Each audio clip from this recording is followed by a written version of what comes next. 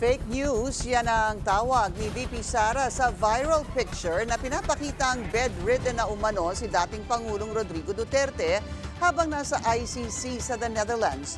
Narito ang agenda report ni Hannah T.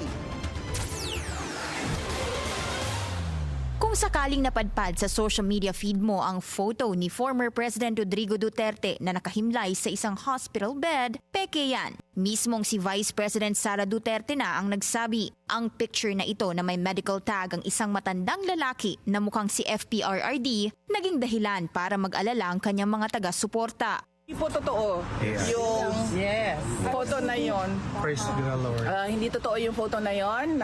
Malamang edited yung photo na yon. Ibang pasyente yon.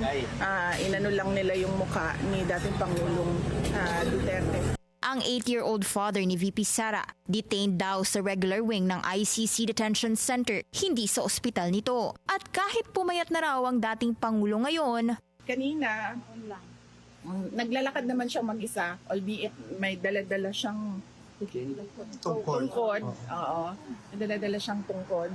So clearly, wala siyang sakit na, kumbaga, kailangan niya maging bedridden.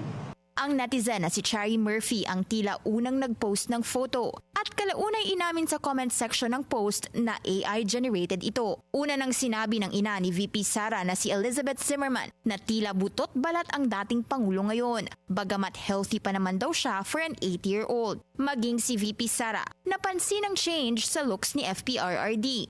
Hindi ko pa siya nakita na ganito kapayat except sa photo niya nung siya ay binata pa. Hindi bumagsak yung kanyang muka, yung kanyang wrinkles.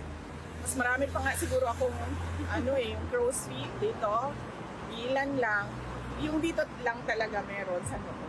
Pero yung dito wala. Nang tanungin kung posible kayang makakita ng latest photo at medical bulletin ng kanyang ama, nasa legal team na lang daw kung magre-request sila nito. Nitong weekend, nagtipo ng Duterte supporters sa Paris, France, sa pangunguna ni dating Duterte spokesperson Harry Roque. Kasado na rin daw ang mas malaking pagtitipon sa tinaguriang Duterte Street sa harap ng ICC Detention Center sa The Hague, Netherlands sa July 19. Inaresto si Duterte noong March 11 dahil sa kasong Crimes Against Humanity kaugnay ng kanyang madugong kampanya kontra droga. Para sa agenda, Hannah T.